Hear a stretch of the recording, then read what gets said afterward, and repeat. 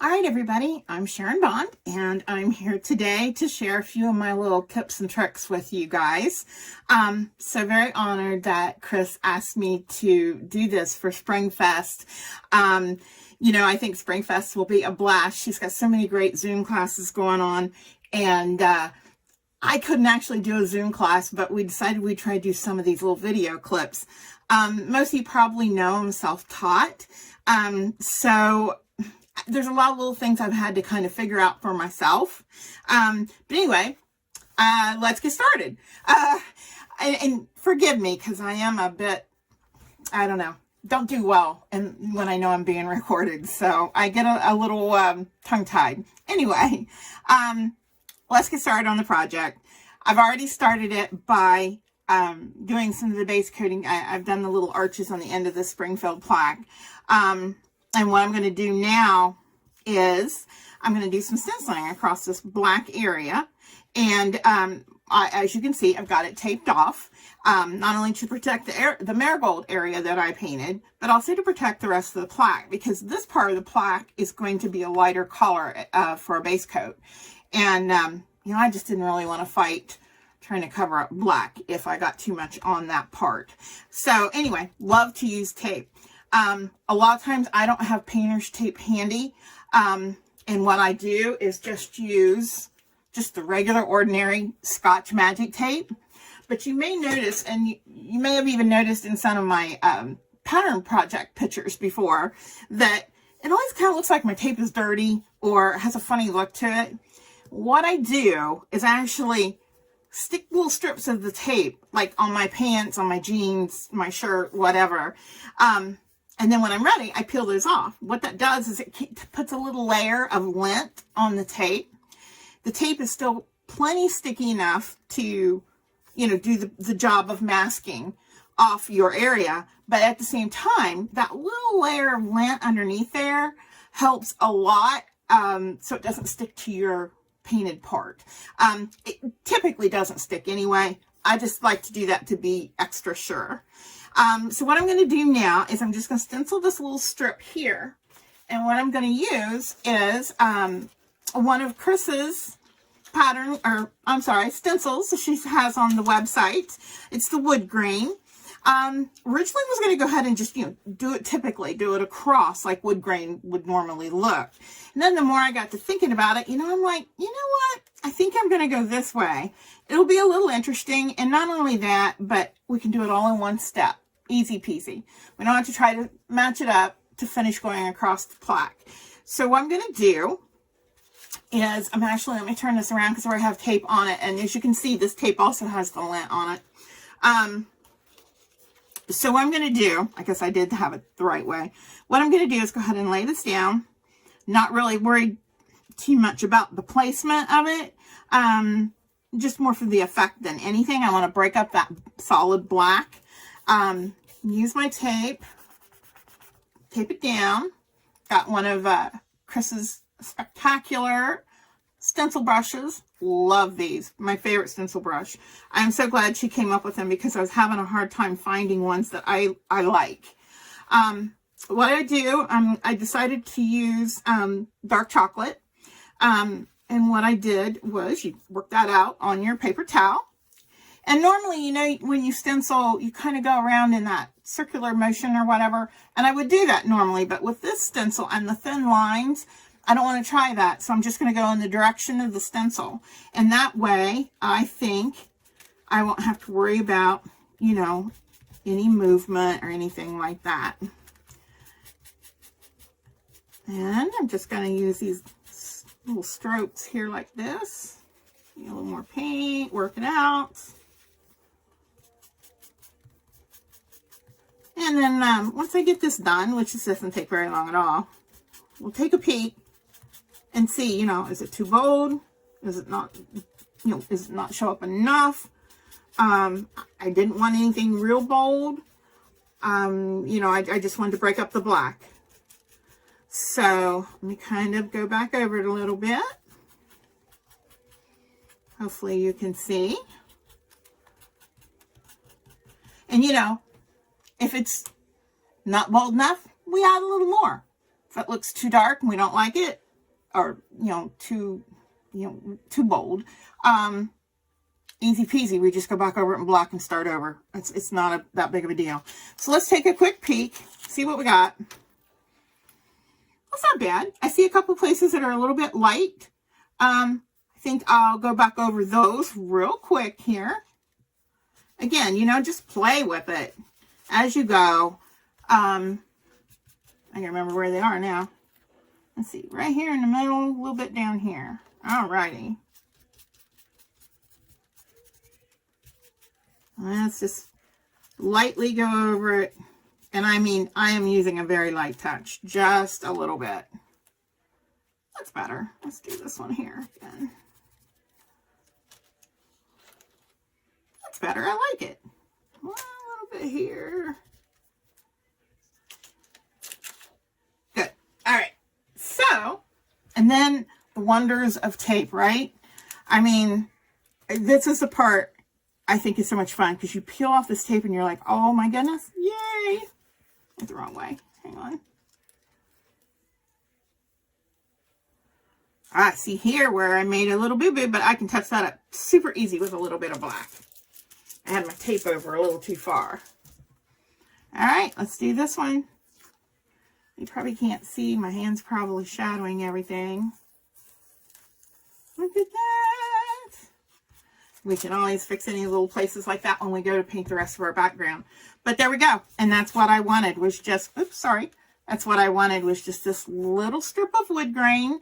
And like I said, these little places here, there's a little place, there's a little place. I can touch all those up when I go to do the rest of the center part. So anyway, I'll be back in a little bit and we'll do some more. All right, see you in a while.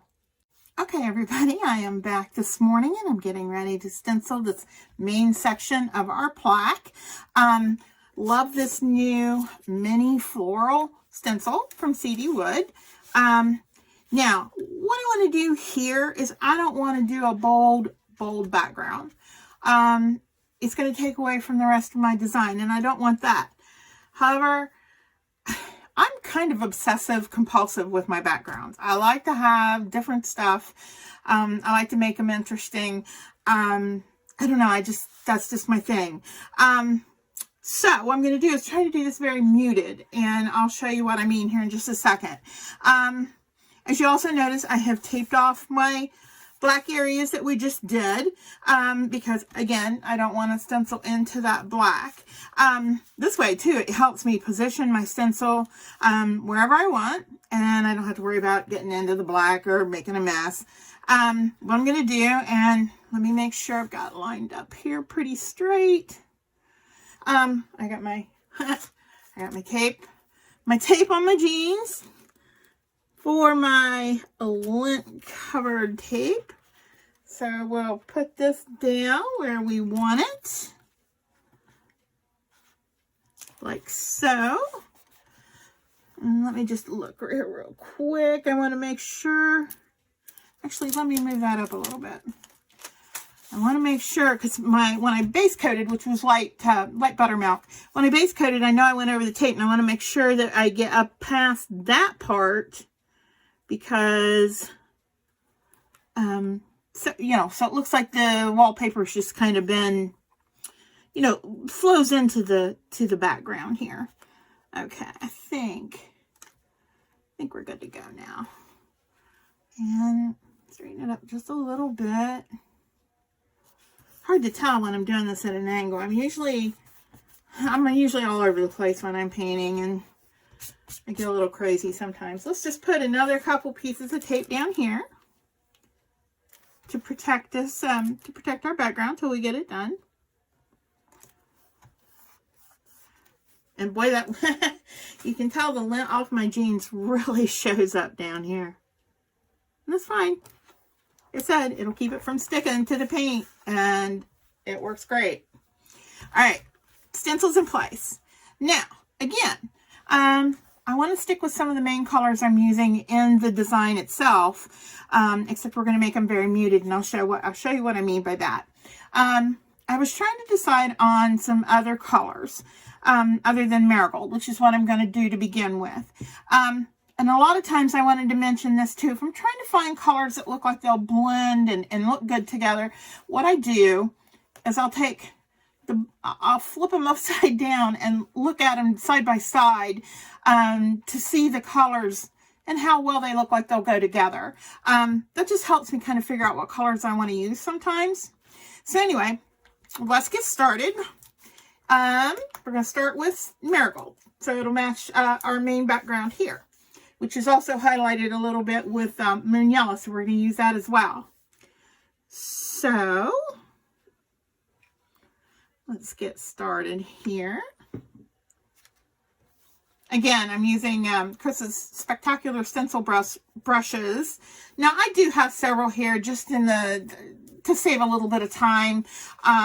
Hers do wash out quickly and you can move right on, but I have them, so I'm just going to use one for each color, and I don't have to even mess with washing anything out. If you have them, that's great. If you don't, you can just clean your brush between colors. Anyway, I want to start out with just Marigold. And we're just, again, very light touch.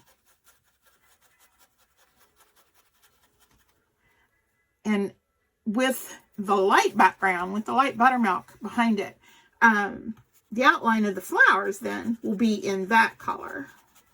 Sorry, never fails. I guess it's why I swear these things happen to me anytime I try to record anything. All right, let me go ahead here, do a little bit more Marigold. You can see here what I'm doing. I just want to go all the way across. It's not going to take me very long. First, just get a little more paint on your brush as you need it, and you'll work it out on your paper towel.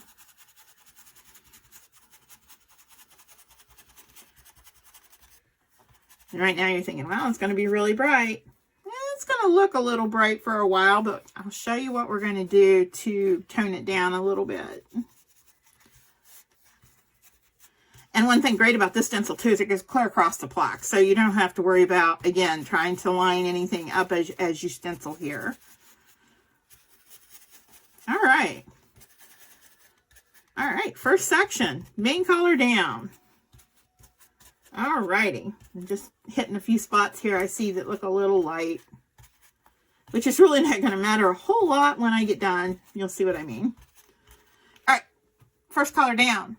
Now is when I want to start adding a few other colors as well. I'm going to add a little bit of the Moon Yellow, which is, of course, is a lighter color of yellow. And this is going to be random. You may notice if you've ever looked at any of my instructions before, a lot of times I'll say random, do this randomly. This is kind of what I mean. I don't want the whole thing in a solid Moon Yellow over the Marigold we just did. I just want little patches of it here and there to just, like a highlight, really. And you know what? I think I'm done with that. All right. Now, again, I wanted to add, yellows and oranges are my absolute favorite colors. Just about any shade of any of them. And there'll be a little bit of orange, not a lot in the project, but just enough that I think this will tie it all in. I guess we'll eventually find out. This is Tangerine, and again, it's just here and there. I love that little bit of a variety of color that you can put wherever you want. And just, again, play with it. Like I said earlier, play with it however you want. I mean, whatever you like. And see, we're not adding a lot of any of these colors, but I'll show you what we're going to do here in just a few seconds. Last color I'm going to add to bring out in this background is Peaches and Cream. Again, just a lighter shade of the tangerine or of the orange. And again, just randomly here and there, Sometimes if you see a spot that doesn't look like it has a much variety of color, you know, put it there. Like down there. That didn't have much. We'll add a little bit of that. And then I have to kind of just step back and look at it and say, okay, I think that's good. All right. So we've got our colors down now. And what I'm going to do is go ahead and peel this off. Whoa, look at that. So pretty. But it is pretty bold. Like I said, I don't want it to take away from the main color of the design. So what I'm going to do is go back to the original base coat color, which is light buttermilk. And, you know, if you don't want to do this, you don't have to. You can leave it this bold. I just want it a little softer. So what I'm going to do is take this light buttermilk. Let me see if I've got one more stencil brush so I don't have to wash one real quick. So what I'm going to do to tone this down is I'm going to load some of this light buttermilk, which, like I said, is the same as the background color. And again, you don't want to do that and leave it like this. You can. I want it a little softer. So as much as the stenciling turned out so pretty, now I'm going to just totally take my light buttermilk and go very lightly over it. Almost like you're dry brushing it. But with a stencil brush is what you could use a dry brush too. But just to tone it down a little bit. Now, typically, I would do this all in one step. Once I had all of it base coated, I'd go back with the buttermilk and do that then. But I wanted to be able to show you now what I was thinking. Just a very, very light touch. And you can see how it just, you know, everything still shows up great, but yet there's that more of a muted, maybe a little softer look to it. And then since we're done with this part up here, I'll go ahead and take this tape off as well. And you can see, whoops, you can see, I also did was able to do the touch-ups when I redid this part as well. Well, except for maybe that little tiny spot right there. I'll fix it. Anyway, this is what I'm going to do for the rest of the center part of the plaque before I start the actual design. Like I said, sometimes I think I spend more time on my background than I do actually painting the designs. But this is really pretty to me. I really like that. And I think I'll do the rest, or I will do the rest of the center in that, and then we'll do our main design. But I'll finish that, and then I'll come back later. All right, thanks. Bye. All right, guys, I decided to pop back on here real quick before I even started tracing my my other design. As you can see, I finished the stenciling of the main center area here. And you might be able to notice, hopefully you can notice on camera, you know, up here was the strip I did where I had muted it down with a little bit of light buttermilk. And I'm going to do that now to the rest. But what I wanted to show you was I noticed a couple places where I was switching colors around, especially like right here. There's like a kind of a definite, you can see a kind of a definite separation of where I had added, you know, had repositioned my stencil. So as I go back to add my light buttermilk to help mute the entire plaque, I kind of wanted to show you too how that kind of comes in handy. When you're trying to kind of smooth everything out as well. You know, there's a few spots where I overlapped. And it just how quickly that you can just blend everything back together by going back to that original base coat color. And this works for everything. I mean, if you're working on something and you look at it and you go, oh, wait, that's too bold, or that's, you know, I don't like that. Just always revert back to your original base coat color, and, you know, to tone anything down, soften it, any of those things. And that's what I'm doing here. And like I said, again, very randomly, not solidly doing it. But, any place that looks a little bolder than I like, I'm adding a little bit. And again, almost like a dry brush method. You can even use, like I said earlier, you can use a dry brush if you want. But I'm just using the stencil brush because I just like to do it that way. And some of these places won't be nearly as noticeable if you do have places that look like, you can use as much as you want. Like that totally blends in there. Just to pull everything back together so nothing looks separated or divided. And of course, part of our design is going to cover that up anyway.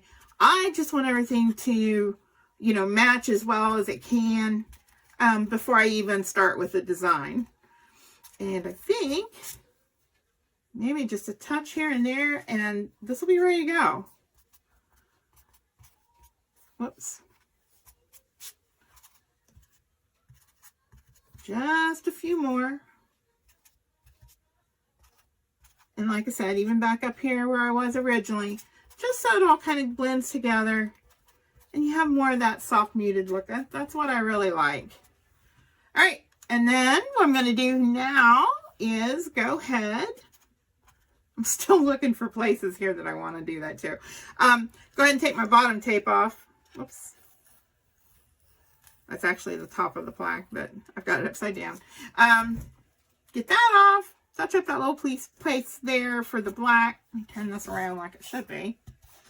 I see a couple places maybe I did a little bit too much. Again, I'm not too worried about it. A lot of part of the design will cover that. But if you want to go back, add a little bit of color back into it if you want. You can always reposition your stencil and add a little more here and there if you need to. But I like it the way it is. I'm going to go with it. And then, like I said, I'm going to go ahead. I'm going to get my design traced on, and we'll go from there. So I'll be back later. Thanks. All right, guys, I'm just jumping in here real quick with a little tip. I just happened to think about, oh, you know what? I'll share this while I was doing it.